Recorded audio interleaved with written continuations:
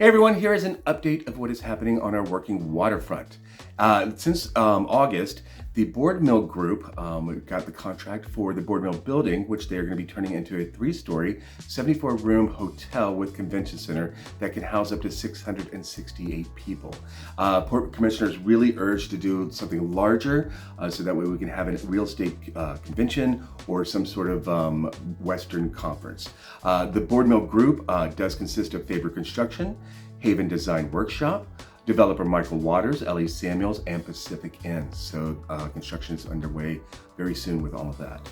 All American Marine has also been awarded a contract to construct the new research vessel for the University of Hawaii at Manoa. So this is a huge win for us and All American Marine, and they are fantastic, so be sure to check that out.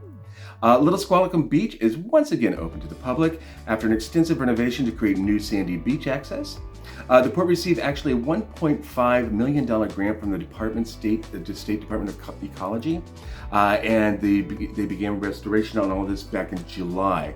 The cool thing about this is 7,000 tons of industrial fill, wood waste, and concrete were removed from the shoreline, and over 400 native plants and trees were brought in to replace all the blackberry bushes that had taken over the shore. So that is very cool. A tsunami safety plan was recently published for Whatcom County to coincide with the Great Shakedown Here event in Bellingham and statewide.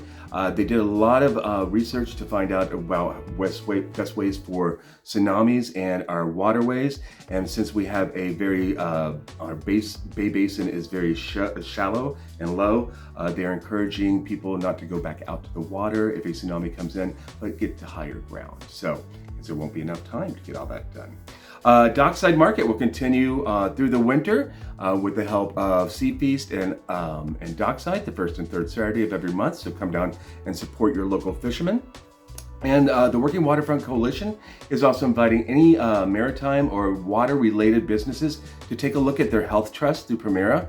There's some better rates for maritime folks rather than the traditional insurance that they have. So be sure to check that out through the WorkingWaterfront.org.